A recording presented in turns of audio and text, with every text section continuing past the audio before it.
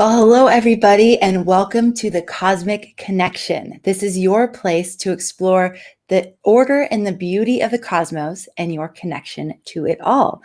My name is Amanda Walsh. I'm the founder of Astrology Hub. I'm here with Rick Merlin Levine, our favorite cosmic navigator. I don't know, I needed like a title for you. But we're very happy that all of you are here. Thank you for being here. And if my title is navigator, does that mean I get a ship? Sure. Let's get you a ship. That's a great idea. All right. Well, I think it's probably called Earth. Are you okay with this spaceship called Earth? Yes. Yep. All right. So if you missed our episode last week, we talked about the future of astrology. In addition, in the beginning of the episode, we talked about why we specifically use the words order and beauty when we have the intro to this show, why this is about exploring the order and the beauty of the cosmos. If you're curious, make sure you go and check out that episode. It was the episode we did previous to this one. So depending on where you access this, you'll just find the Cosmic Connection from last week. And this week, I am so excited, Rick, because I've been wondering what you're going to say about this. We're talking about the future of astrology again. We are. May. We're already in it. I know we're already in May, but I can't wait to hear what you have to say about this month because it feels like lots and lots of things are brewing. Like it's just like very energetically potent is what it feels like to me. But what's the theme? What would you say the theme is? I title this month as a taste of things to come. I think of the science fiction novel by H.G. Wells, the guy who wrote The Time Machine and 20,000 Leagues Under the Sea. No, that was Jules Verne. Anyhow, he wrote a book called The Shape of Things to Come back in about 1905 or 1910. But May gives us it's like a smorgasbord or smorgasbord, depending upon whether you're Norwegian or Swedish or Danish, I think. But this is like going to one of those luncheon buffets. I won't have to repeat the word. And there's a gazillion everything's laid out, and you don't get to have like one thing and really dig into it. It's like it's like a cosmic variety show, and in some ways, I think that May gives us glimpses into the future, into what's coming, and it might seem like this month that we're losing our footing, but that's a necessary response to having our feet a little too planted with all the planets in Taurus. And so as the planets move from Taurus to Gemini, I think that we get a feeling of some of the burdens being lifted, the energy being a little lighter. And it's not really, but the feeling is, kind of like a little bit of a lifting of the energy, but we bounce back and forth a lot while we keep recycling back to the buffet table and go, oh, I've never tasted these. And what's that? And so I really think that May it's not so much a distraction, because some of the things are the main events, but it'll take a while for them to be seated, to settle, and for us really to feel our way into it. So that's my opening volley. Hey, someone last week in the comments said Rick can't answer a question, and I think they're referring to the fact that I can be verbose. But I just want to point out that I can answer a question, although sometimes I refuse to. I don't know what made me think of that. Oh, just the month ahead. Yeah, so basically you're saying a taste of things to come. We're going to have like glimpses of a lot of things that may be just getting seeded, but if we're thinking of them as, okay, I'm getting a taste or a glimpse at things that will continue to develop into the future. And so paying attention to them with that in mind, like it may seem like it's a quick thing that comes in and out, but the things that are happening are like a prelude to. Yeah. I'll give you an example or five, an example or two. One of the things that might feel like it's just what is that, is the fact that so many planets are moving into and through Gemini. And so that's not something that's long lasting, but there's something else there that's leading to the fact that Jupiter is moving into Pisces, and it only stays there for a couple of months until it goes back into Aquarius for the rest of the year. And then it goes back into Pisces. But Jupiter's in a weird cycle right now, and we'll talk about that a little bit more in a little bit, because it's an important part of this month, but it's a part of the month that gives us a glimpse of what's coming up, but not until next year when Jupiter really settles into Pisces.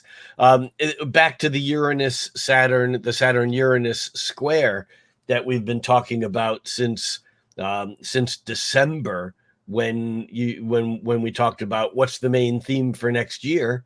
And I said, the old versus the new, the Saturn versus the Uranus.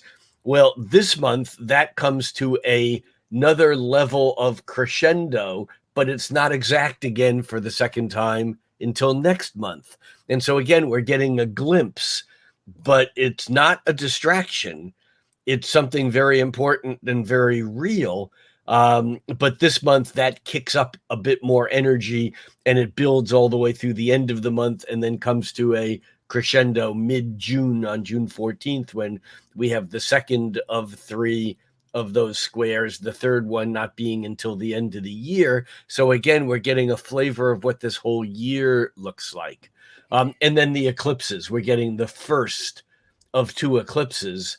And that also is like a flavor. It's like that'll be on May 26th at the full moon. That eclipse is, the moon is in Sagittarius. But again, I think that ties into another whole set of issues that really involve Jupiter and Jupiter's changing of signs, because remember, Jupiter traditionally rules both Sagittarius and Pisces. And so we have Jupiter moving into Pisces, and so it's going to be more powerful in its new, in its new sign, because it's its old rulership. And so the full moon eclipse in its other sign, Sagittarius, is going to amp that energy of what's out into the future. So in some ways, we really are talking about the future of astrology. But like I said, we're really talking about the future being May and through the rest of this year. So Rick, because you've been really beating the drum of this year being the major theme is this old versus new kind of clash, or I know it's the square, it's the Saturn Uranus square. So the old and the new, and that like negotiation between those two energies. I didn't quite catch why you're saying this month is another like amp up. Is that just because the next Saturn Uranus square is in June? So we're like amping up to that, or is there something else? Well, it's that the answer to that is C, both of the above. Okay. And that's my multiple choice answer.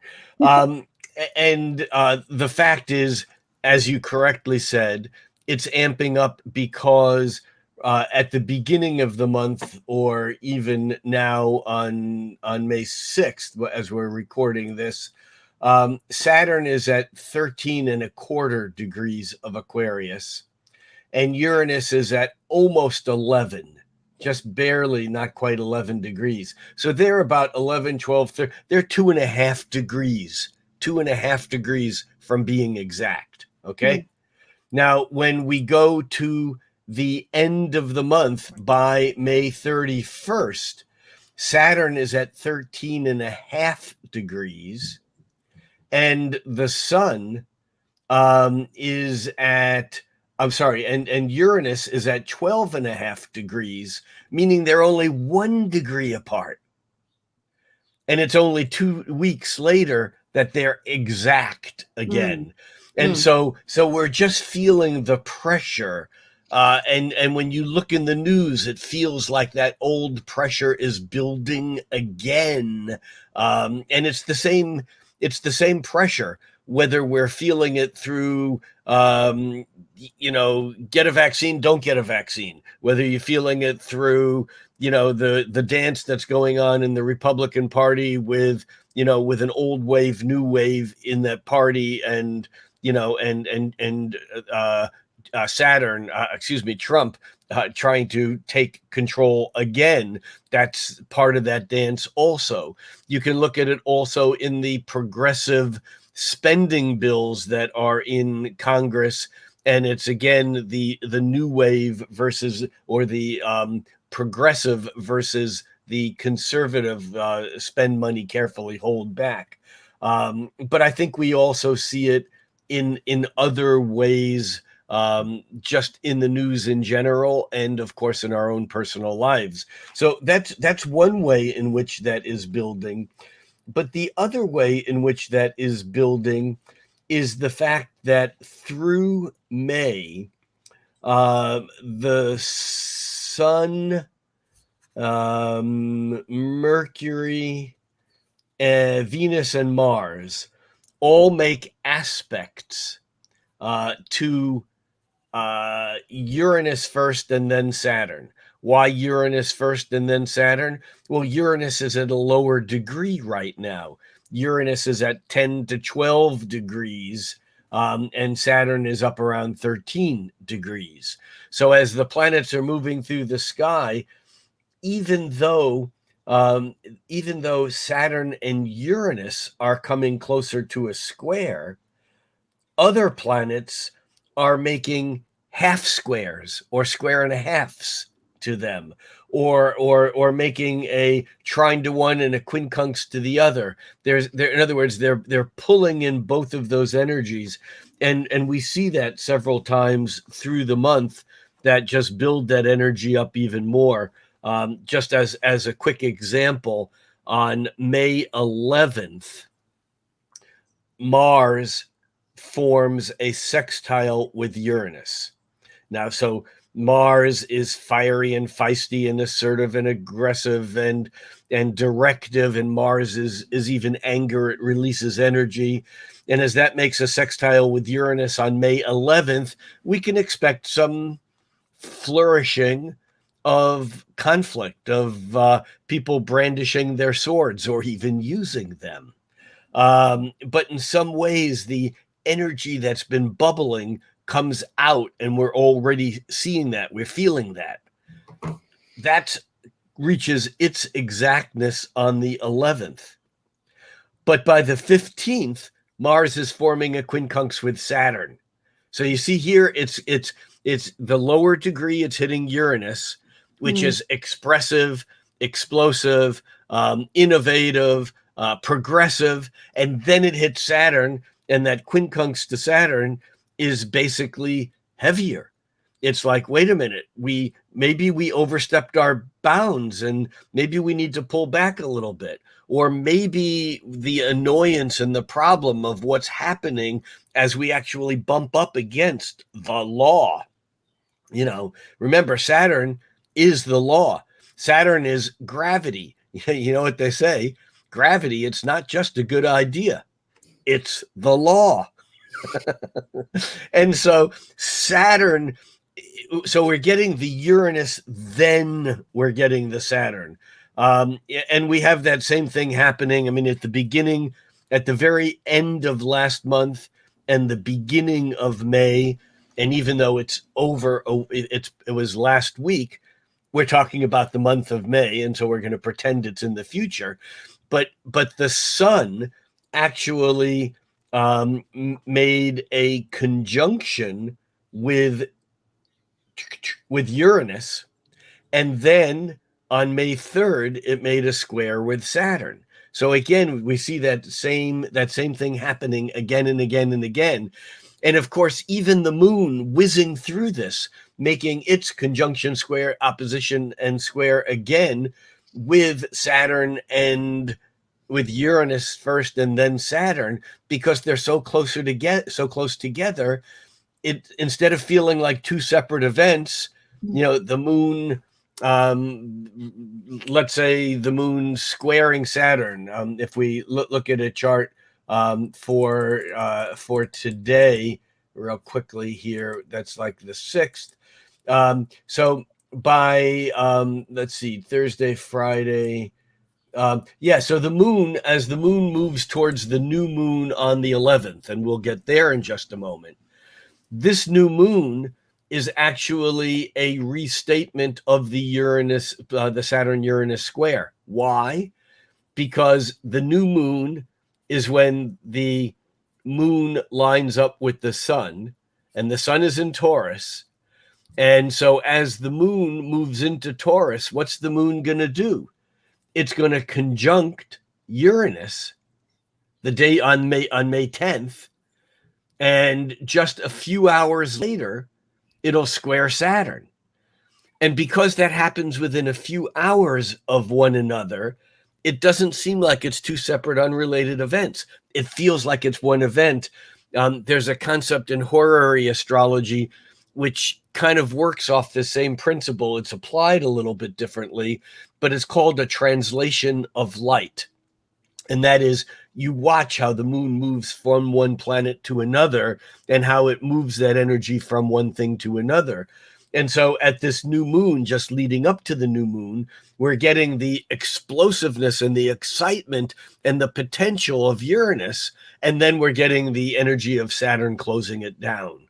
Now, it can work either way, because as that moon conjuncts Uranus on the 10th, it might be some crazy shit that happens that's totally unacceptable. And then the square to Saturn gives it some anchoring and prevents it from going off the deep end.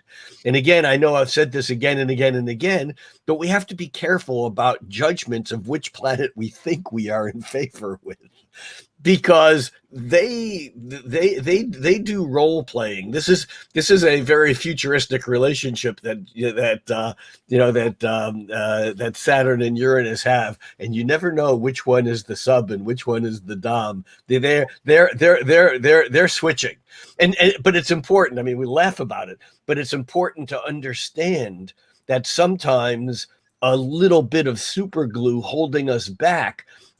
Sometimes it's really important that mom and dad are home, because otherwise we might do some really dumb stuff.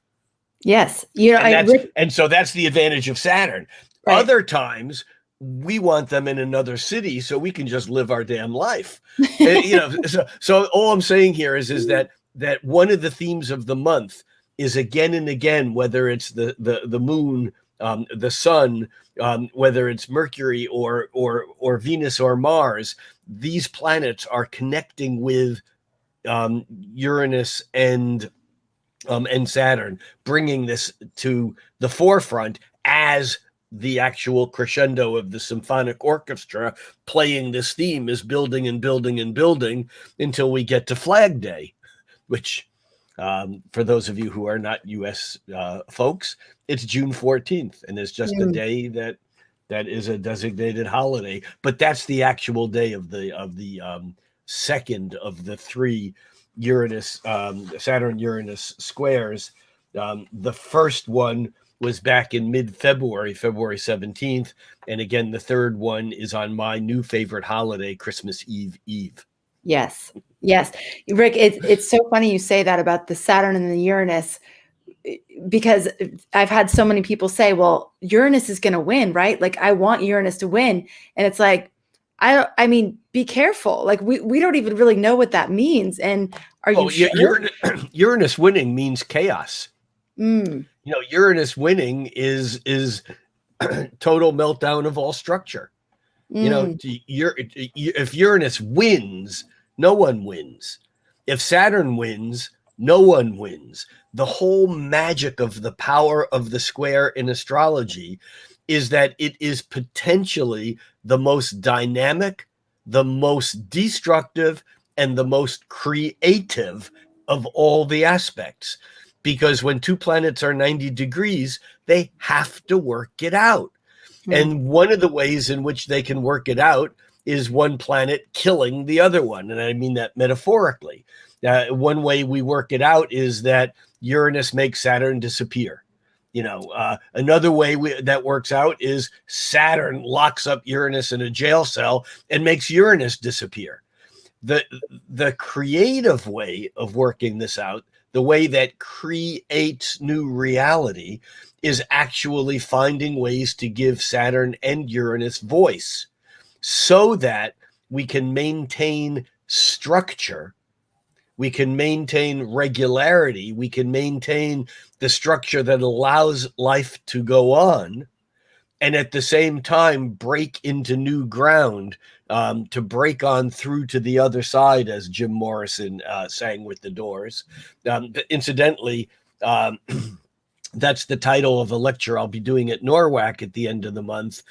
It's on the Saturn-Uranus square, but the title of the lecture is Break On Through to the Other Side, because that's what Uranus is going to force us to do. The question is, how well will we manage its relationship with Saturn? You see, Uranus is irrepressible. Once you begin a nuclear reaction, once lightning begins to strike, you can't stop it. It's going to play through. This is what Uranus is. It seems like it's instantaneous. Lightning strikes instantaneously. An atom bomb, when it goes off, it's instantaneous. Well, it's not really instantaneous. It takes maybe thousands of nanoseconds. I mean, it seems instantaneous, but the key to Uranus is that once the reaction is set off, it's like double. You can't stop it. You can't contain it.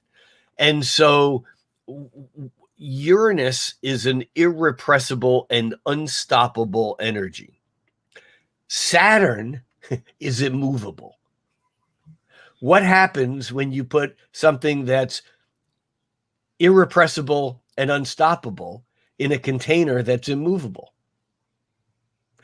That's what this year is all about, and that's what May leads to June. There is a danger to it. There's a danger to taking another breath every day of your life. But the danger is really not breathing and not figuring out how to work this process out. And again, I come back to a basic Jungian concept, and that is we don't solve any of these issues by making treaties, by rejoining the Paris Accord, which I might think is a good idea. But those aren't the things that change us. The things that change us are our individual actions. This is why I always say think cosmically, act locally. It's why it is said that all politics are local.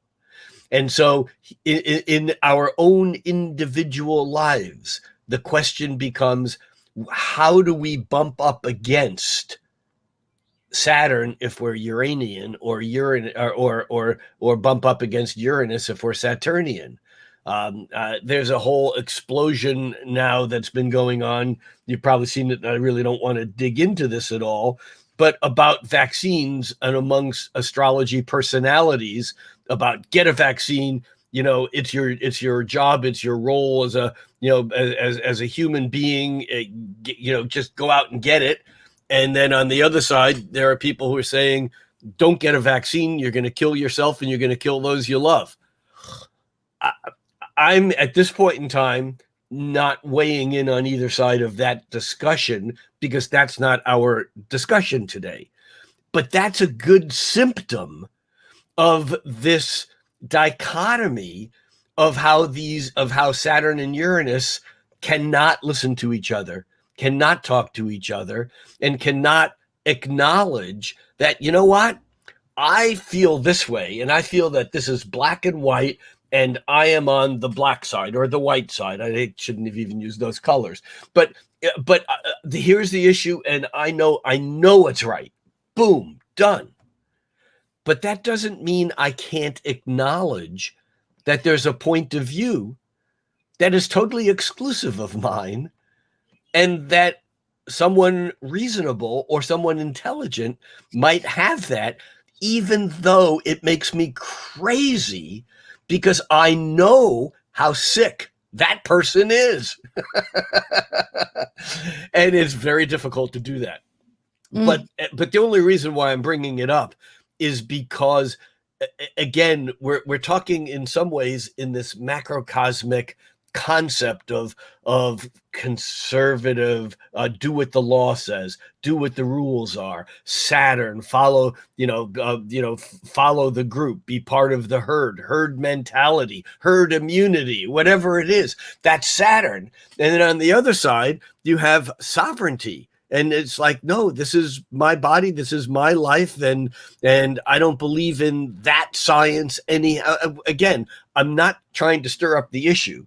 I'm trying to stir up the awareness of how strong the conflict between Saturn and Uranus is, and it's still far from coming to a head. You know, Rick, it's the perfect example. I mean, it's so alive. It's so present in everybody's lives right now. I mean, in the microcosm of people's families, it's like families that have always been close. Now, I won't see you unless you do that. Well, all this. And I know people who say, I won't see you if you do that. I know. Yes. Because whether you like it or not, there are intelligent medical 40-year vaccine executives of companies who have developed vaccines who think that by getting the vaccine, you're actually opening yourself up to other lack of immunity to similar viruses that may not be identical. I'm not selling any of these ideas. I just want to be really clear here. I'm just saying that this is Saturn square Uranus. One symptom. It's all over the place. Exactly. And one of the things that it illustrates so clearly is this square energy that seems like there's no way it could come together. It's like something, it's almost like something miraculous or something that none of us have thought of, or something that you can't even conceive of right now would need to happen in order for this thing to get resolved, because it's such at that point of like, there's no resolution here between these two viewpoints, because what you said before, you said, give Saturn and Uranus a voice. How can we maintain structure and break into new ground? So within each one of us, it's where is Saturn showing up and where is Uranus showing up, and how am I not giving those energies a voice? And it's super present. And I wanted to ask you, because I remember last month you talked about the Uranus Saturn. Wow, you can remember last month? I can. Wow. because it's very there's echoes this month of last month, because I remember you doing this motion of like, yay, Uranus like opens something up and we can see the future, and oh look, and then it's like Saturn comes in and like smashes it down and goes, no, like here are the boundaries, here's the limitations. Dad's home. Yeah, Dad's home, like party's over. It sounds like we're doing that again, and it's actually ramping up even more. And it will be again through June where it'll ramp up even more. This is a dance that the band is not even considering taking a break. In other words, the music is going to go on. We're dancing to this, and the music is still coming to a crescendo. Okay. All right. Well, what about the eclipses and all this? You started talking about it, but I know that people are saying the eclipses are coming. The eclipses are coming. So what's up with that? Eclipses. No, I don't mean that. I just said that to see how many people would freak out in the chat. I love it. You love to stir the pot like that. It's great. What is this about stirring the pot? I thought you're supposed to smoke it. I get mixed up all the time. Because stirring the pot is when you're like doing spells and stuff. Well, speaking of stirring the pot, before we get to eclipses, we need to talk about retrogrades. because as long as you're stirring the pot in the same direction, then everything is smooth. And if the heat is turned up, things will begin to stick. And it's not until you reverse and stir backwards that you can kind of get those things that are beginning to stick to unstick. And this month, we have 2 huge retrogrades. Now, this is still leading to the eclipse. There's actually, before we get to the eclipse or the eclipses, if we're allowed to step into June, we have 2 things that we must talk about. One of them is the retrogrades, and the other is Jupiter moving into Pisces, because they both inform the eclipse. So the 2 planets that go retrograde this month are Saturn, which turns retrograde on May 23rd. And remember, we've been in a little period of time now where all the outer planets have been direct. Remember last summer starting in the spring, first Mercury went retrograde, and then Venus, and then Mars, and Saturn, Uranus, Neptune, Pluto. It was like the whole world was going backwards to the early 1500s, actually. But the outer planets can only be retrograde when they're farther away from the sun. So, and because over the last few months, we've had all the planets with as closely as within a trine, what was called a bundle.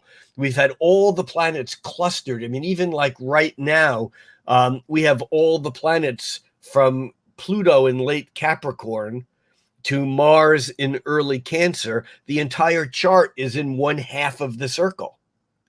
But the sun has already gained distance from Pluto. So Pluto turned retrograde already. And on May 23rd, Saturn is the next planet to turn retrograde. And after that, the others will fall. Then will be Jupiter and Neptune and Chiron. And within that, we have a Mercury retrograde.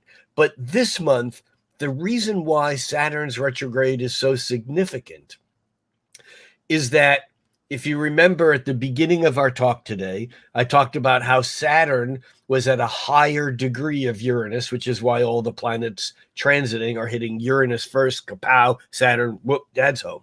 All right. So Saturn is moving fast enough that it's basically moved away from the exact square to as much as nearly 3 degrees.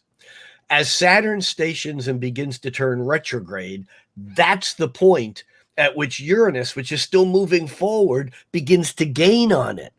So that that's why we have the second square coming up in mid-June, because Uranus, which was at 9 degrees, now is at 10. Pretty quickly, it'll be at 11. And by mid-June, it'll be at 12. Saturn, on the other hand, which was at like 13, is now moving backwards. And so the 2 of them are moving in opposite directions once Saturn turns retrograde. Now, Saturn is already slowed down, which means that Uranus is already gaining on it.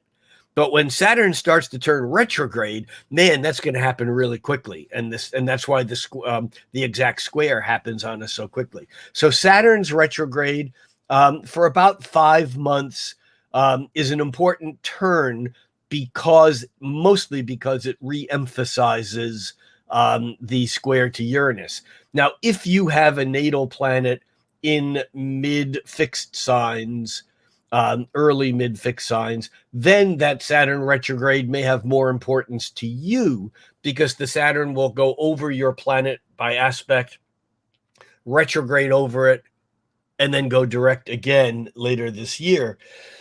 And so I think that the outer planets by retrograde are important, but they're more important by the aspects that they make. So that's one retrograde.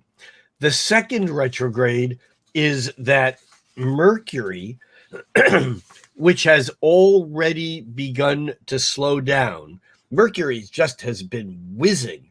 I mean, it's still moving pretty quickly.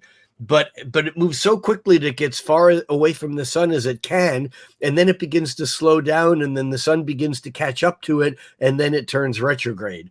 And the scenario on this is that Mercury turns retrograde on May 29th. So at the eclipse, which is on May 26th, Mercury won't be retrograde yet, but it might as well be. I mean, it's already slowed down that we are noticing that it's on a freeway where everything's moving 60 miles an hour, and it's like a horse and buggy that's, clumping along. Mercury is definitely out of pace already by the eclipse, by the full moon. But the way this Mercury works is that this entire Mercury retrograde stays within the sign of Gemini. That makes it more powerful because that's Mercury's home sign. So Mercury turns retrograde on May 29th at 24 degrees of Gemini. And it backs all the way up to 16 degrees of Gemini. And that's when it turns direct. That'll be around the first day of summer, June 22nd. So that period of time from May 29th to June 22nd, Mercury is retrograde. Well, I noticed as I looked back at the past several retrogrades, because something struck me about this retrograde. What struck me was that Mercury turns retrograde at 24 degrees and it goes direct at 16 degrees. So how many degrees are in the shadow where it'll go through it, turn retrograde, go back over it, turn direct, and go again? There's that area between it turning retrograde and it turning direct, where it'll pass over 3 times. That's called the shadow of Mercury. That's the area in which Mercury hangs out, not just for the retrograde period, but for weeks prior and weeks after it. So if it turns retrograde at 24 degrees of Gemini, and then it turns direct at 16 degrees of Gemini, how many degrees is that? 16, 17, 18, 19, 20, 21, 22, 23, 24. That's an 8-degree shadow. Are you with me? In other words, if Mercury turns retrograde at 24 degrees is as far as it gets, and then it backs up to 16 degrees, that means it's gone retrograde 8 degrees. Well, that struck me because it doesn't seem like very much. And I noticed that when Mercury went retrograde back in February, it retrograded through 14 degrees. And last year, when it turned direct on election day, Mercury retrograded through a phase that was 15 and a half degrees. This is highly unusual. Which one? The smaller number or the larger number? Yeah, the smaller number. Okay. Mm-hmm. And we probably need to ask Gemini Brett why. Well, and does it matter that those are the degrees that we were sort of playing in last year with the big players too? That's irrelevant? I don't think so. Okay. I don't think so. Because Mercury is on its own cycle. But what that means is because this Mercury retrograde only is 8 degrees, but it lasts 24 days.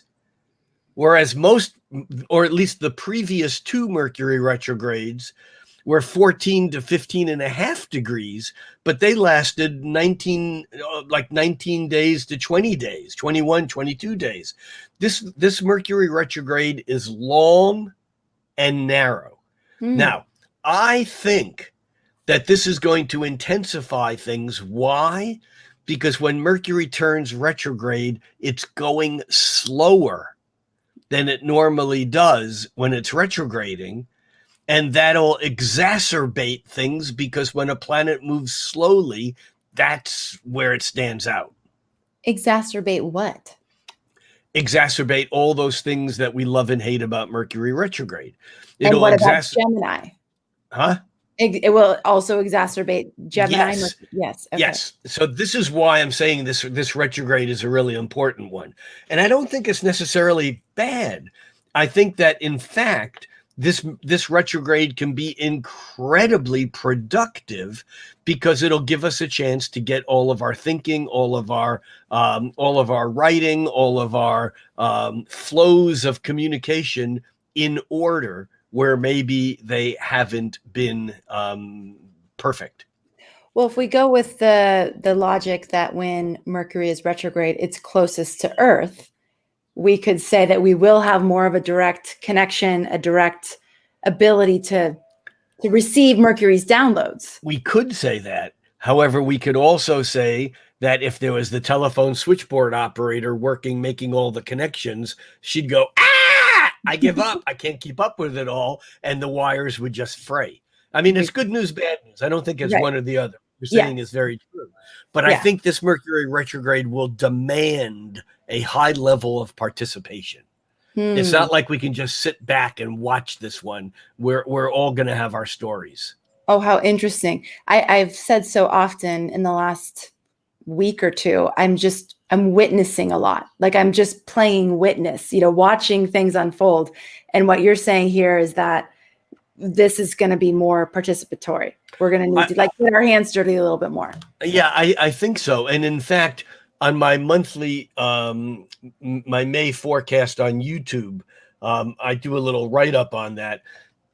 And my closing paragraph on that was about the struggle that we may have in May to keep up with all the changes.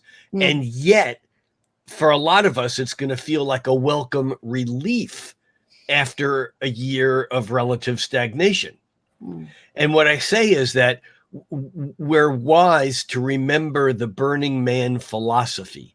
I'm not saying that everyone should go to Burning Man. I'm just saying that there is a philosophy of Burning Man that's committed to change that only can occur through participation. And like Burning Man, there are no spectators in May.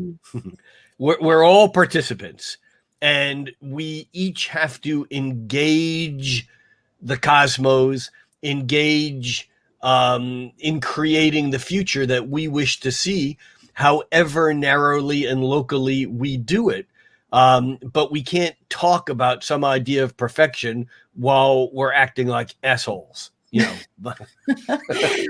Yes. Okay. That's a technical use of that word. I think I'm allowed to do that. It was perfect. Yes. Okay. So we have the eclipses, we have the retrogrades, we have the pressure. We haven't had the eclipse yet. We're building up to that. We now need to stop at Jupiter in Pisces. Right. Okay. So normally for the past number of years, Jupiter has been behaving easy enough. It's been behaving well enough that it's easy to explain its cycle, because Jupiter is about a 12-year cycle. It's actually 11.9 years once around. And in fact, it's my contention that that Chinese astrology is built upon the rhythm of Jupiter, even though I've never read that in any Chinese astrology book that I've read, and I've read a few. But it's a 12-year cycle. It's 1 year for each sign, and Jupiter spends about 1 year in each sign. And Chinese astrology is less planetary than it is cyclical. But that 12-year cycle is very important. Still, of course, the number 12, just like the 12 in our Western zodiac.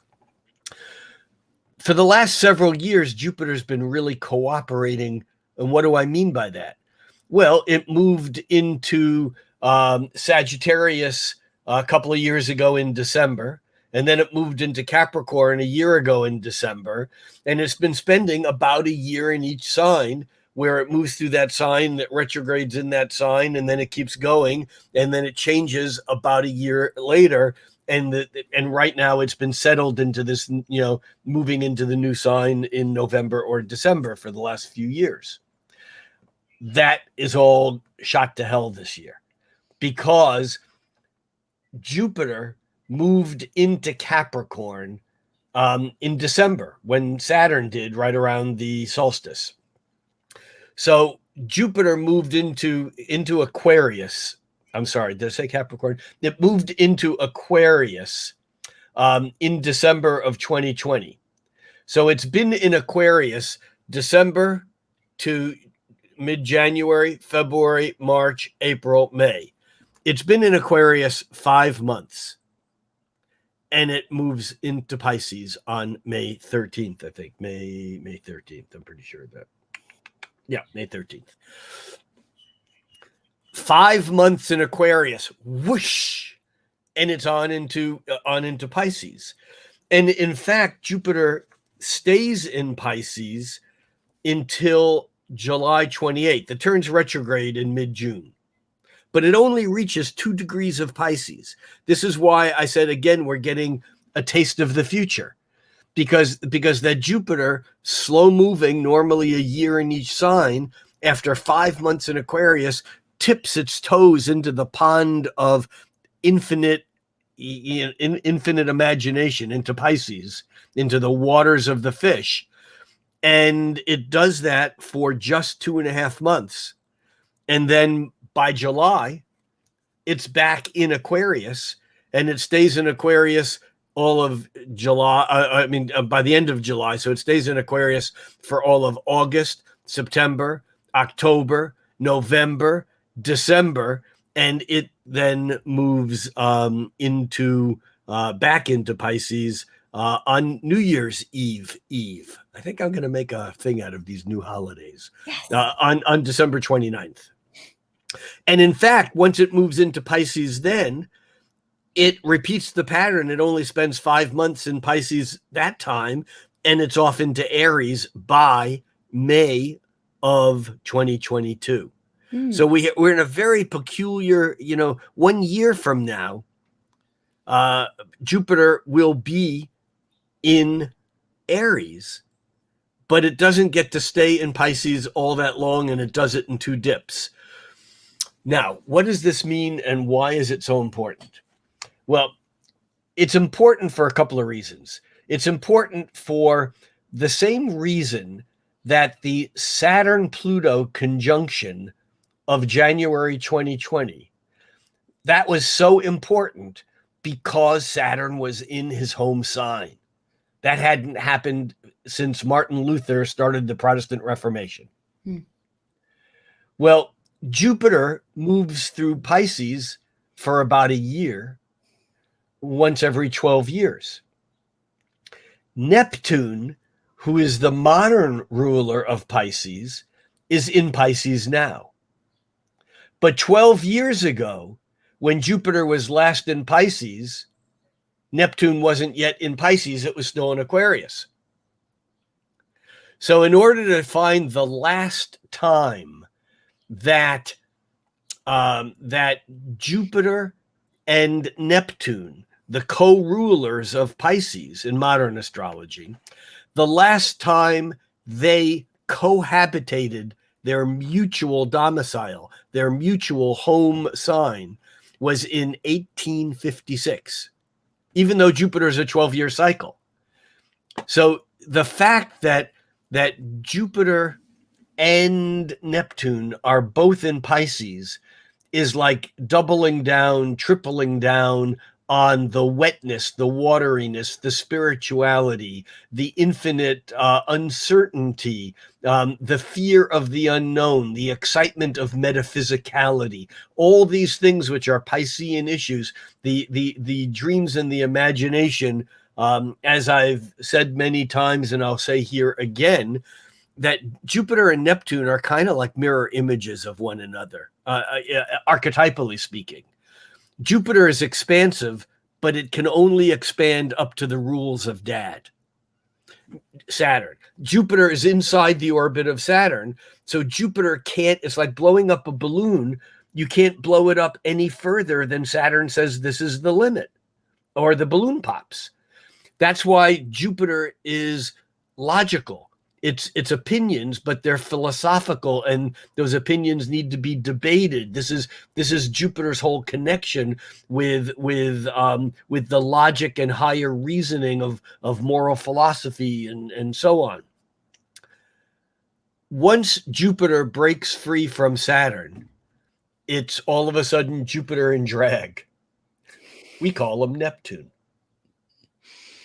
Because Neptune has escaped. Neptune's left home. Neptune's divorced the parents. Neptune has gone, moved into the East Village, or has, moved into some little rural town in Asia somewheres.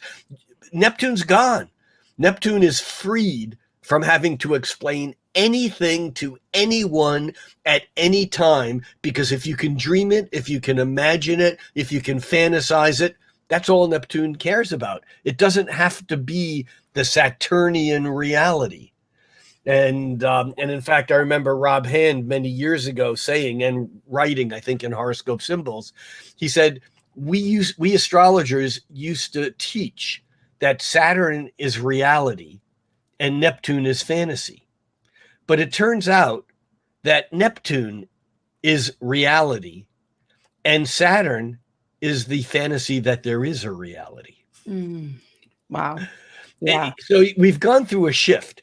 But the point here is that for the first time since the years that led up to the American Civil War, the years in which abolition was huge, the movement was huge. There were many other things going on. I don't want to turn this into a history discussion. However, it's important that once Neptune tips its toes into Pisces, even though it's not in conjunction, it's not in a conjunction with Neptune, the fact that they're in the same sign, they're resonating the same energy is significant.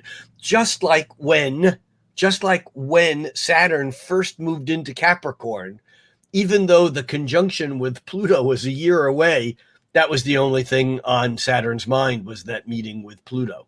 And by the same token, I would suggest that Jupiter only has one important date in the year around which it will be spending any time in Pisces, and that will be its conjunction in 2022. Because what happens is that as the two of those planets are both in Pisces, we will all move out a notch further into the realm of dreams, of spirituality, of fantasy, and dare I say it, fake news.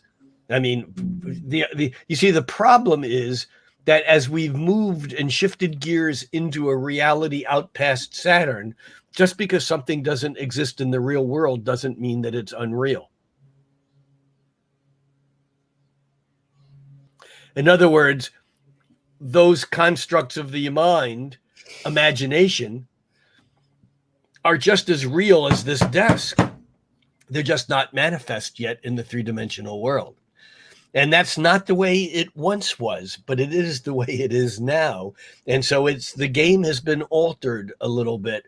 But this is why Neptune's mad dash from Aquarius, or from Capricorn through Aquarius into Pisces is so important. And I think that we will be treated to visions of the future that will really begin to manifest when Jupiter finally settles into Pisces next year, and then of course next year the three defining Saturn-Uranus squares will be over, and even though they'll still be floating around, I think that will lead us into 2022. So there's other things going on this month that are significant. There's some Pluto aspects that I think are very interesting, that are very important. When I say Pluto aspects, I mean aspects of inner planets to Pluto. We have already this month, we had Mercury trining Pluto at the beginning of the month, followed by Venus trining Pluto on May 6th, just yesterday. But then we have the Sun trining Pluto on May 17th, and then we have Venus and Mercury both making sesquisquares and quincunxes with Pluto. Pluto is active this month, and the reason why it's so important is Pluto is our only hold left in... Pluto's the only thing left holding the structures of Capricorn together. which is not a good thing to rely on if you want to hold things together, because Pluto's job is to deconstruct those things. And so as these aspects over these dates hit Pluto, it's just another piece of the complicated pie. We also have a number of aspects to Chiron. The only one I want to touch on is on May 11th, which is the day of the new moon. We have Mars squaring Chiron. And I think that this is significant because it denotes the block against our old wounds, the uncured wounds from the past that have been revitalized or restimulated in the present moment, and how important dialogue and forgiveness will become. We have Mercury making a sextile with Chiron on May 10th, and Venus making that sextile on May 18th. So I think communication here is really important. Also, I already mentioned the fact that so much of the month is defined by the heavy, steady, stuck planets in Taurus, the determined planets, the yes, we will get there. Let's be pragmatic. Let's be practical. But on May 3rd, Mercury moved into Gemini. On May 8th, Venus moves into Gemini. And on May 20th, the Sun moves into Gemini. So by the time we get to May, toward the end of May, what were several planets in Capricorn last year then became several planets in Aquarius, then Pisces, then Aries, then Taurus. Those planets are now all clustered, I say now, by the end of May, in Gemini, where we're a bit untethered. And that's exciting, and it's fun, and it's whimsical, and it's let's go fly the kite and the metaphysical kites of our own thinking and mind. But it also is a bit ungrounding. And it's into that we have the full moon eclipse. We somehow jumped past the new moon on the 11th, and I just want to a couple of very quick words on that, because that is a new moon in Taurus, and yet Venus and Mercury are both moved on into Gemini. Mars is in Cancer, but the energy in Taurus is basically saying this is the most fecund, this is the most fertile time of the year to plant a physical seed, a real seed in the garden planted at the new moon of Taurus. It's a metaphor because this new moon is not only conjuncting widely, but conjuncting Uranus and squaring Saturn. But we also have this Mars square Chiron that I mentioned earlier at this new moon. And it's so significant that at this new moon that we have to find ways to overcome our own wounds. There's that Hopi prophecy that says about how these are the times that, that the prophets have talked about, blah, blah, blah, blah. And it says at this time, it is more important than anything to take nothing personally. Interesting line. Because as soon as we take things personally, we get stuck. Yeah. And so this new moon in Taurus that is actually, just conjuncted Uranus, we're breaking free, but it's not easy. It's hard work. And with that Mars square Chiron, there's this kind of old wound that we bump up against. And it may be our own personal wounds, an emotional wound.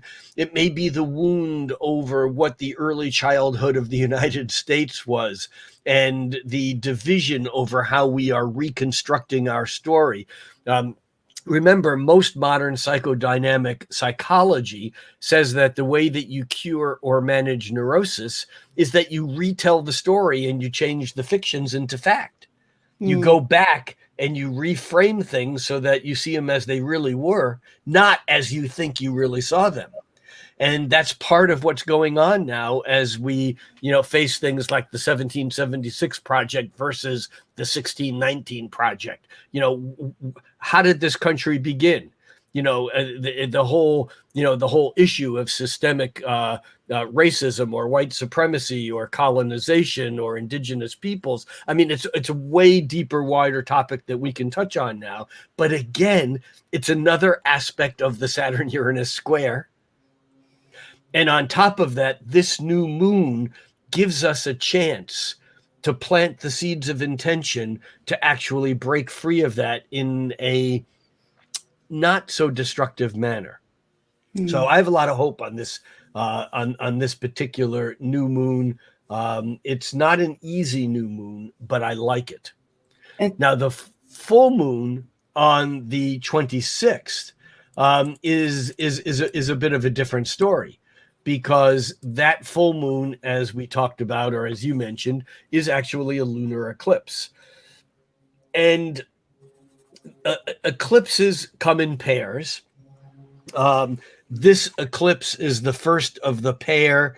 The one that follows this eclipse is on June 10th, and that will be the new moon at 19 degrees of Gemini, almost 20 degrees of Gemini.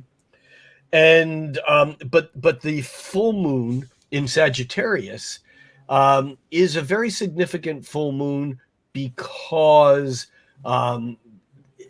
it's opposing, in effect, all these planets now in Gemini.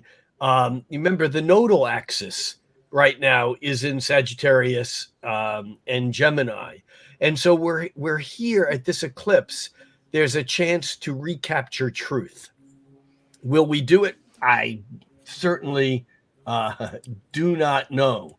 But we have a full moon conjuncting the South Node, which does suggest that we tend to want to go back to where it was safe, back to the future, back to the past, actually.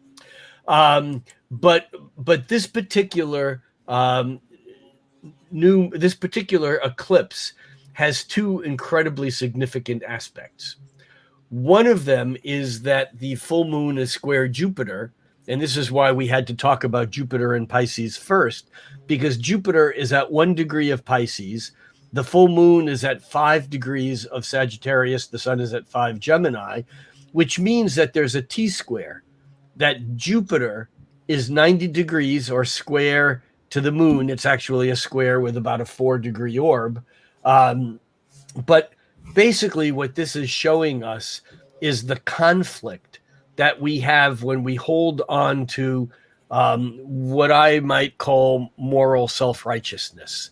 This high idealism of Jupiter as something that we're holding above everything else that may or may not be based on something that's based on fact. Because remember, Jupiter isn't only truth, although it is truth. It's also opinion.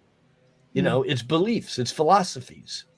And so we have this full moon squaring Jupiter in Pisces, which again, I think is going to give us a glimpse of the future. But remember, full moon eclipses require us to leave something behind. What are we leaving behind here? Well, my hope would be that we're leaving behind the illusions of fantasies that are not truthful.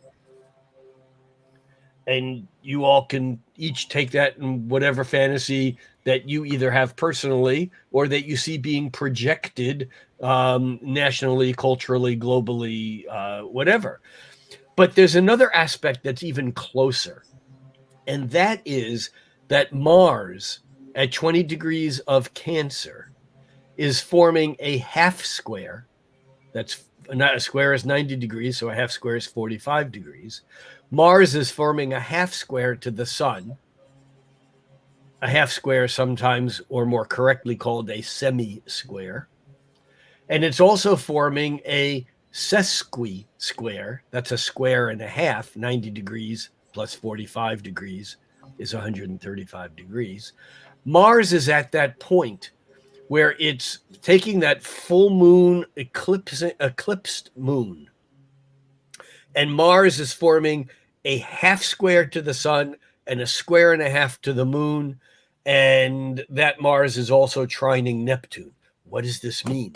It means that Mars in Cancer Mars in Cancer is not necessarily outwardly assertive and aggressive.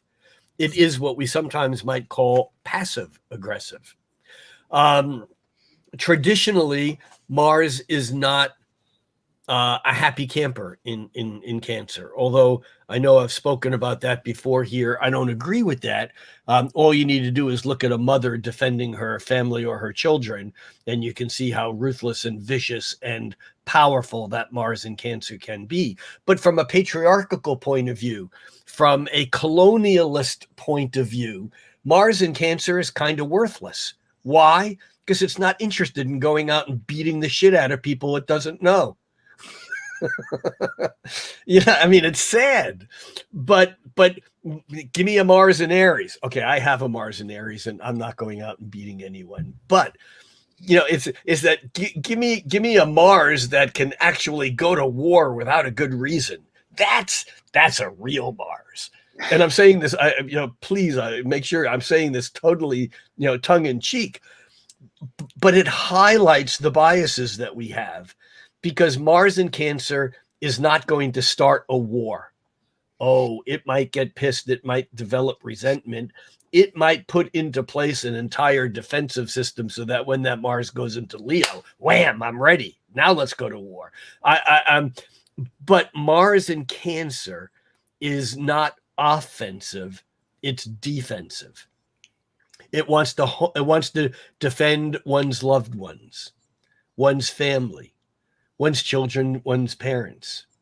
It wants to defend, and here's where it gets tricky, one's homeland. Remember, the United States is a Cancer, born July 4th. And with Mars moving through Cancer, this is highlighting the U.S. Mars. And so when Mars is in Cancer, we can do some pretty nasty and manipulative stuff under the guise of protecting our home or our homeland or our family. And it isn't always necessarily nice or even justifiable. But we're back to that passive aggressive thing. It's the I'm not going to get mad. I'm just going to get even. However, so this Mars is taking the heat of this eclipse, because it's half square and square and a half to the sun and to the eclipsed moon. But Mars is at 20 degrees of Cancer. Neptune is at 22, almost 23 degrees of Pisces. Mars in the sky on the day of the eclipse is forming a trine with Neptune. And that actual aspect becomes exact by May 30th, just a few days, 4 days after the eclipse. But here we have the potential good news and bad news. We have the potential cure, because if Mars is taking the heat from this eclipse about my beliefs versus your beliefs, Sagittarius, foreign lands, foreign ideas that conflict with my own, Mars in Cancer wanting to hold on to that which I believe are my roots, my family, my history, my lineage. These are all Mars in Cancer issues. And if I take that trine to Neptune, I can go one of two directions. I can go either, well, whatever I make up is real. That's Neptune. That's the downside of Neptune. The upside of Neptune is that this is an opportunity for us to reach into the dimension of spirit, of the metaphysical world, and do the healing and do the work there. And we do have some assistance, because remember, Jupiter is also in this equation, and Jupiter is in the same sign as Neptune. So I think that this is a totally magical potential moment. There are other very powerful aspects. There's an exact or close to exact sextile between the moon and Pluto, and sextiles are the aspect of other dimensions leaking into this one. They're fateful. They're supernatural. They're kind of Uranian in flavor, but they're not necessarily violent. But it's like if there's such a thing as aliens and or spirits guiding us, at this eclipse, it's very likely that there'll be some portals opening that allow those energies to come through. That's one thing. And again, of course, like I said earlier, the other thing is how close we are at the time of the eclipse to the Saturn-Uranus square, because at the eclipse time, it's basically within 1 degree of orb, and it's building fast because Uranus is moving forward fast and Saturn is moving backward fast, both moving toward the 90-degree angle. And so I think this month will end with quite a bit of movement. But I ultimately think that by the end of the month and by the full moon eclipse, that we're required. It's not like a choice. We're required to release certain aspects of the past. Remember, the moon is squaring, exaggerating Jupiter. And what this is the eclipsed moon, the Sagittarius eclipsed moon, is squaring Jupiter, which is a magnifying lens, and that prompts us to transform every molehill we see into Mount Everest. We're making things bigger than they really are. And although inflating an opportunity can land us in trouble if we take every opportunity thinking it's going to turn out to be awesome, the other side of it is that by building beliefs on false lack of evidence, false history, basically feeds into the dilemma of these times. And I think that this eclipse, because it's lining up with the south lunar node, the eclipse is lining up with the moon is on the south node, it basically is warning us about problems that are magnified when we don't face the truth, whether we like it or not. And I think our willingness to face the truth, to relearn the truth, to adapt to the truth, that is the key to ultimate success. Mm. Woo! All right, I'm done. Did you have a question? Never a dull moment. Seriously, I mean, when is the forecast going to come? That's like, there's just really not that much going on. We cover it in like 15, 20 minutes, and I think that was March of this year. It was kind of it's true, actually. Yeah, it was light, and I need to correct or at least add a comment to what the person said in the chat earlier. You always answer questions. You always answer questions. It's just that you rarely answer questions quickly, which is fine because you answer them thoroughly and you take us on an entire journey, which you just did. And so it was beginning with the theme of the month, which is a taste of things to come. And you went through various reasons why, but we're going to be getting a glimpse into the future. The other thing that was clear when you were talking about this glimpse into the future was this glimpse into other realities, this glimpse into other possibilities. It sounds like some of those places where we felt stuck, like, oh my God, how is this going to end? Alien disclosure. Yeah? You think it's coming? Maybe? I thought it was coming for 35, 40 years now. you can't trust me on that one. You may as well say it every month, and then 1 month it's going to happen. See, I was right. Yes, I called it.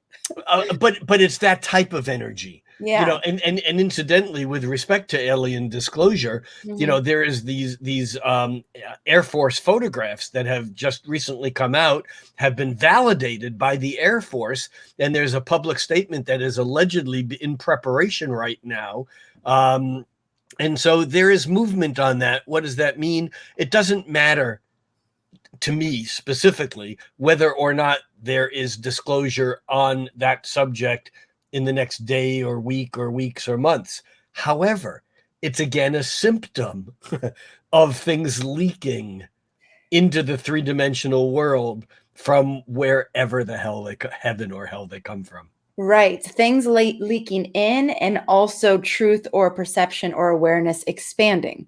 right? Both things Yes, happen and at the same time. sometimes leaking out. Yes, exactly. Okay. Ugh. So we have this pressure building all month, and this Saturn Uranus square, which is pretty much what you've identified as the major theme of the entire year. But this year, because this month, because there's of all the different aspects that are going to be happening to those points, we're going to be feeling this mounting pressure towards the second Saturn Uranus square of the year, which is happening on June 14th.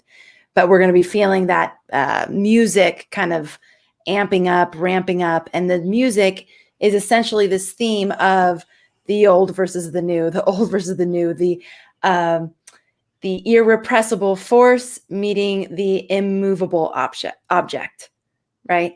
And that just coming, feeling irreconcilable in so many ways. But what you've said today has given me lots of hope, because there has been these moments of like, God, how is this thing going to end? It just feels like there's all this. Two things. Number one, it doesn't ever end. Right. And number two, the square does move on. In other words, the square resolves one way or another, and in complex ways, and in some ways it never resolves because it'll be back in another 10 years, But the point is that as we move through this year, the more we can hold the image of this square in our minds and understand that when we get caught up in the dynamics of whatever the intensity is, of whatever the local or global conflict is of the moment, that these are all symptoms of a larger scenario that is unfolding. Yes. And it's not that Saturn is good or bad, or that Neptune is good or bad. It's they are different energies, and that they are dynamically being forced to work out a trajectory in which they both can survive, in which we can survive along with them. And that's what's going on. And yeah, it's very exciting. And you talk about the possibilities of resolution. Just remember that when Neptune strikes, it pays no attention to Saturn at all. I'm sorry, when Uranus strikes, I meant when Uranus strikes, it's those things that we've seen in our lives that we had no preparation for. The invention of the iPad or the internet, or right. I mean, so I'm thinking of technological things, but there are things that when they happen, it's like, where did that come from? Right. No one said that this is something that was going to be, evolving. And so we don't know what might happen or what could happen. Look, with all of the astrological predictions and even people talking about biology, biological warfare, viruses. I mean, there have been so many books written about the potential for, the next virus that will, kill off millions of people. No astrologers said this is what's going to happen in 2020, or maybe a few did, but not that I know of. The point is that things happen and change everything, and those things are often tangential things. They're things that are not they're not things that are on the apparent trajectory. So how does this resolve? I don't know, but right. I do know ultimately it resolves by individual action, not social action. That social action becomes a symptom, a metaphoric expression of individual action. When right. we see things like the government stepping in and taking care of, it's not the government doing that, it's us doing that. Right. When you see the government treating people badly and creating division, it's not the government doing that, it's us doing that. And so in a way, part of this transition has to be more and more responsibility being taken by individuals that have to understand that in every interaction that we each have with every person we interact with, we are actually feeding those larger issues. Yes. Yes. I love this, what Mo A says. I don't want aliens to visit us at the moment because this is a bit of an embarrassing time for humanity. It was just cute. Okay. So a couple more things that you highlighted for the month. There's 2 huge retrogrades this month that are going to be informing the eclipse that's happening at the end of the month. So we have Saturn going retrograde on May 23rd, and Saturn will be in retrograde for 5 months. And this is also re-emphasizing the square. And then we have Mercury going retrograde, Mercury in Gemini going retrograde on May 29th. And it's a unique Mercury retrograde because it's long and narrow. So the amount of time that is that a new thing? I haven't heard that before. I like it though. So it's long and narrow. I just made it up. It was so good. Actually, Robert Blaschke wrote an article about how Mercury retrogrades vary, and I just thought of this, and so I can't claim this idea because somewhere in the back of my mind, Robert Blaschke was a wonderful, brilliant astrologer who passed away maybe 10 years ago, maybe even a few more years than that. And I remember him once saying that when Mercury retrogrades are last long, they cut a narrower path, and they're the ones to pay attention to. Okay. I don't know. We'll see. So we're paying attention to this one, and it's going to be, it lasts a little bit longer, and it goes over less of space in the sky. I mean, it doesn't cover as much ground physically, and that it's going to be like an exacerbated Mercury retrograde, which you said isn't necessarily bad. This could be really productive, a great time for thinking and writing. Wouldn't you say this is a good time to just pay attention to the thoughts, the things that are coming in, the communication? Yes, and I would say that it's a bad idea to wait until Mercury turns retrograde at the end of May to begin to pay attention. And paying attention is a good start, but we also need to engage. It's that there are no observers. We can't just sit back and watch and think that we're doing our part. We have to sit back, watch, and think of how we can, perhaps employing the wisdom of the Dalai Lama, who says his religion is kindness, how we can interact with others as we're paying attention. Right, exactly. And how you're talking about this microcosm. If there's a future that we'd like to see come through, how can we actually be embodying it right now and being a part of creating that, which will be the outcome of each of us individually doing our parts, right? Okay. So you said exactly, this is where we were going to go next, is we may feel like it's a struggle to keep up with the changes. The changes are going to be quicker because we've been in this Taurus energy, and now we're moving into all this Gemini energy. So it may have a lot more pace around the change, but that we need to participate in it. We need to actually, I guess I remember last year you talking about fatigue and the risk that we would become fatigued and kind of like give up in the overwhelming energy.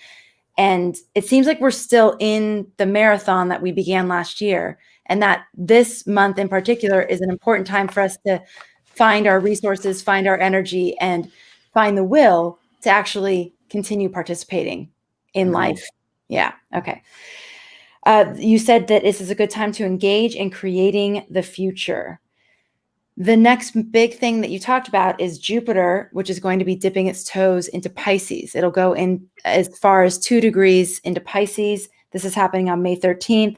It'll be there for 2.5 months, and then it'll go back into Aquarius. But again, this is giving us this glimpse into the future. And let's see, moving into our dreams. I mean, would you say that in this 2.5 months that's coming up, when Jupiter's in Pisces and Neptune's in Pisces, that we'll start to see it?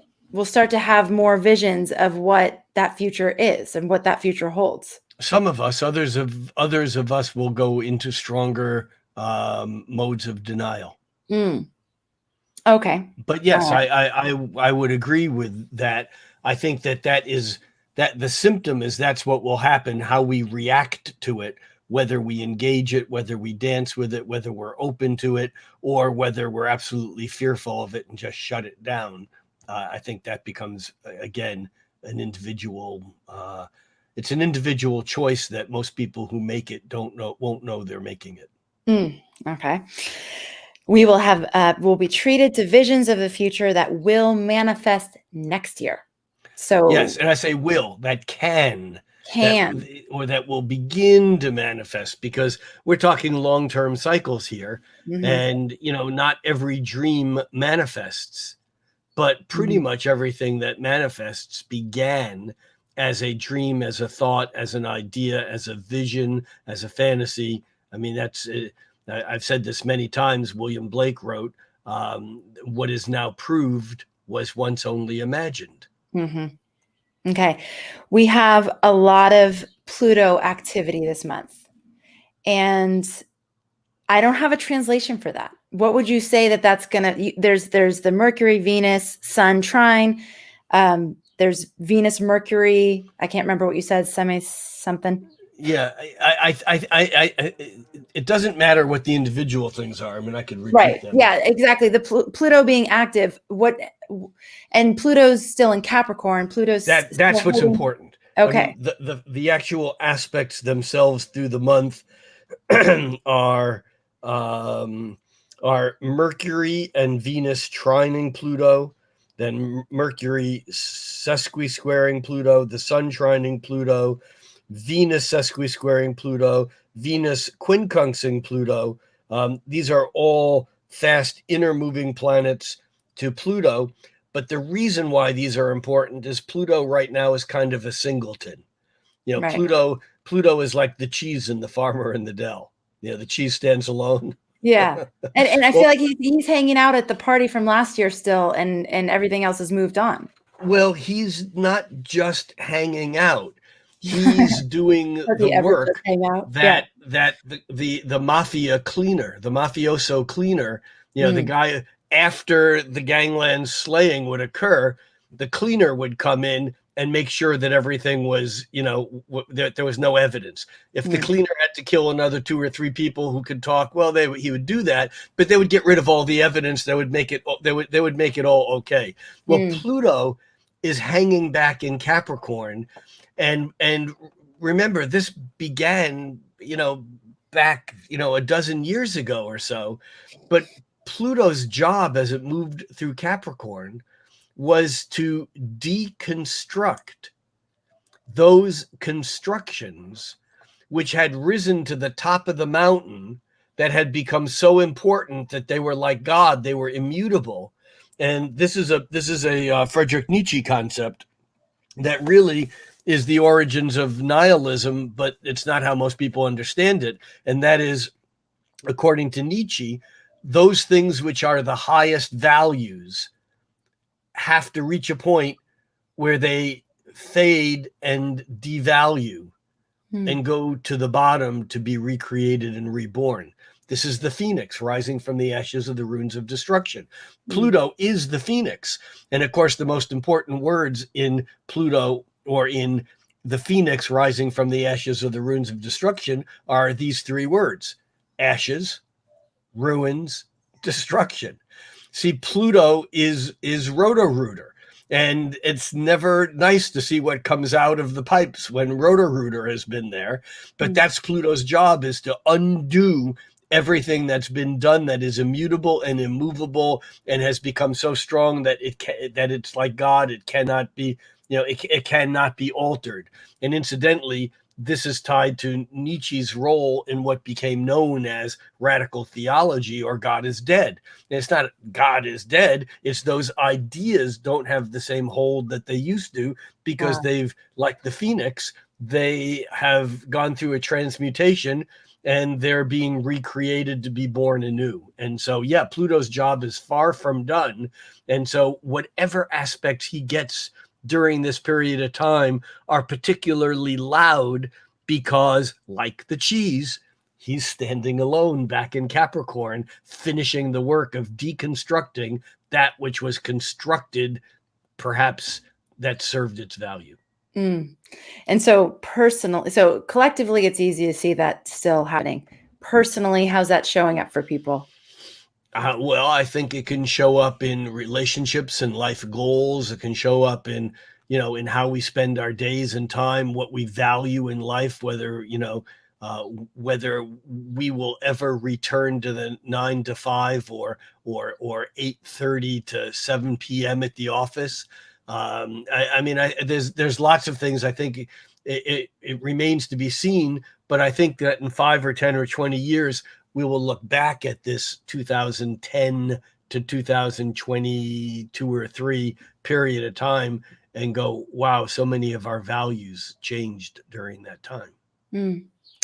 All right. So we have May 11th, which is the new moon.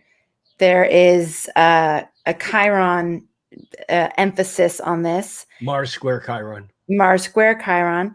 And you're saying that old wounds are going to be re-stimulated. This is a great time for dialogue, communication, and forgiveness.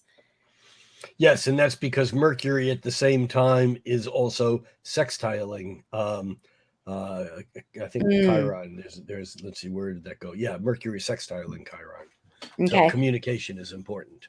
Communication. All right. So the new moon on the 11th. We have also, this is a fertile time of year to plant a seed. This is conjunct Uranus square Saturn, Mars square Saturn also. So this is a time for us to overcome our own wounds. And I'm still on the new moon. So by definition, is a Chiron wound one that will not ever be overcome? Or, I mean, do we reach new layers of it, but it's still always going to be there? It's like saying I'm enlightened. Right. You know, I mean, there's always it's enlightenment is a verb, not a noun. Okay. And Chiron's wound is an ongoing process that may at times in our life be so overwhelming that it paralyzes us or even institutionalizes us. And yet, although the wound doesn't go away, as we do our work, as we process the shadow and the stuff that is hidden, as we do that, Chiron's hold becomes less powerful isn't quite the right word I'm looking for. It's more visible, which means we can work with it. And you see, when something is invisible, we project it. And therefore, when we project it onto relationships, that does the damage of us not being able to be vulnerable or create intimacy because we're projecting our old fears and our old emotional wounds. And so, yeah, I think that as we do the work, the wound doesn't go away, but we become able to be in honest relationships rather than ones that are built upon the fear of what happened last time or last lifetime. Right. Okay. And you said this is a great time around this new moon to take nothing personally. That comes from the Hopi prophecy. Yeah. Right. Yeah. So remember, and in fact, that whole line says, at this time, it is important to take nothing personally, least of all yourself. Okay. So good opportunity to practice that. Not always the easiest thing to do, right? Definitely. And then going to the full moon lunar eclipse. This is a time to, on May 26th, recapture truth. You may have the tendency to feel like you want to go back to the past and what the perception of safety that's there, which we always know is pretty much an illusion, but may have that feeling of like, I'd like to go back there. There's this energy around protecting the home and the family that can be sometimes justified, sometimes not justified. The means and that's from the Mars in Cancer. Right. The means by which we try to accomplish that may be justified, maybe not justified. This eclipse, though, you're saying is a magical moment, that this is a time where other dimensions could be leaking in, portals opening. We may be required to release certain aspects of the past. And I put by the end of the month. I mean, because essentially it sounded like by the end of the month, there's this. And I would say in just hearing you say what my words were, and I did say that, yes. I would say rather than we are required to let go of some aspect of the past or of our past, I would say it's important for us to have the intelligence and awareness to proactively work on letting go of those things which are built upon assumptions, half-truths, and historical fantasy. Ooh, very good. Could you say that again? Nope. We'll get it in the transcript. Yes. That was so good. And then we'll put it on Instagram. Yeah. Okay. And then you said also that this is a time where problems may be magnified when we don't face the truth. So the things that we haven't faced, or the truths that we haven't been able to look at, or haven't been willing to look at, haven't wanted to look at, those may become even more magnified. Right. And again, I think we will see that on the global national news front. We'll see that same issue occurring, but in our personal lives also. Okay. Rick, thank you so much. I mean, this has been an hour and 35 minutes. It's so thorough. Thank you for your generous contribution of your time and all of your insights. I don't know about you guys, but I feel pretty prepared. I'm excited about this month, and the months ahead. I mean, again, so much of what's going on right now is just a gradual plying away from whatever it was that we experienced. And although I've said this 100 times in 100 different directions, it doesn't matter how you see 2020. It doesn't matter what you think happened or will happen. No one has the pictures. Like, we're all looking at that proverbial elephant trying to describe something that we're seeing, the toenail on its foot or the shape of its trunk or something.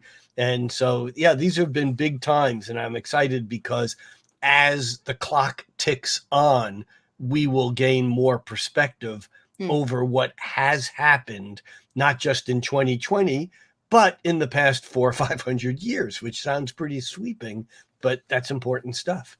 It's part of our therapy. Yeah. And one of the things you said about the Uranus things that have come in and have been so surprising and unexpected, and you couldn't have anticipated them. Not only were they surprising and unexpected, but they also changed everything. Oh, and I never said that, but that was the point. Right. It's that for us to say, what is it that's going to resolve this or change this? Right. Right now, it doesn't matter. It doesn't change what we need to be doing hour to hour, day to day, week to week. Right. The fact, though, is that we cannot anticipate a trajectory that has Uranian facets to it. Because things come in from odd directions that we don't even know those directions existed. So what we can anticipate is more change, more things being revealed, more unexpected occasions, more unexpected things. It's almost like more data points too. And I'm sorry, say that again. Like more data points, more like things that we don't know yet. And that freaks a lot of people out. But the point is that the exercise that we are going through as a culture, as a species, is becoming more centered, more grounded, more okay with where we are, even though we don't know where we are. Yes. And we don't know where we're going. Yeah. I know where I'm going. I'm going to the kitchen. Nice. Good. I'm sure you're really hungry right now. It's totally dinner time. I have a Cancer moon and it wants to be fed. That's okay. You need to be fed. Let's get you fed. All right. Everybody, thank you so much for being here. Rick, is there any place you want them to go? Your Instagram? Check out Rick's Instagram? Always. Rick Levine, Astrologer. Yes. Okay. And then we are going to be having our wait list for our quote unquote level 3 to astrology foundations, which isn't really going to be a level 3 because it's going to be a very different experience. It's going to be Rick actually demonstrating live chart readings. Why don't we call it level 3.3? 3, perfect. Just totally random. Yes, it's level 3.3. Good. And he'll be doing live chart readings for you. So for a person, but then also speaking to you as the student and telling you why he's saying what he's saying. So we figured at this point, you really need to have practice and the experience of reading. Hands-on. Yeah. So we're going to be participating, right? This is going to happen in August. Our wait list for it is going to be up soon. Just like put a pin in it. It's going to be once a week for all 4 weeks of August. So we'd love to have you a part of it. There. Oh, we got a pin. You're so cool. All right. And then also, we do have a weekly horoscope that is, it's free. It's written by Christopher Renstrom. He's amazing. Not only do you get a weekly horoscope by sign, but he also creates a little video for every week talking about the overarching theme. So we spent a lot of time on Mercury and Gemini last week. And we've learned about so many different things as he's presenting the horoscope, which I love because, as we know, horoscope is kind of like the gateway drug to astrology. And they come in through the horoscope, but then there's Christopher Renstrom, who's like this well of history and theater. And he makes it come to life in such a cool way. So if you're not on the horoscope list yet, I highly recommend checking it out. It's more than just a horoscope. And it's astrologyhub.com/horoscope. Totally free. Check it out. What a great name. Yeah, it's easy to remember. It's like a Astrology Foundation's level 3.3. Similar. Uh-oh. I love it. Okay, thanks everybody so much for being here. We love having you in this community. We love participating in these weekly shows with you. Thanks for all your enthusiasm and your feedback. Thanks for your love of astrology. And it's this beautiful place that we get to connect with you. And just thanks for making it a part of your life. Rick, thank you for being here. You're amazing. Oh, next week. Next week, we're not on Thursday. Yes, next week we're going to be on Tuesday. So it is going to be Tuesday, the 11th on the new moon. Oh, that's cool. We get to hang out on the new moon, May 11th at 3 o'clock Pacific, 6 p.m. Eastern. Okay. Cool. And the new moon is at noon that day. So we'll be like right on the new moon. How cool is that? Awesome. All right. So we'll see you then. Take care, everybody.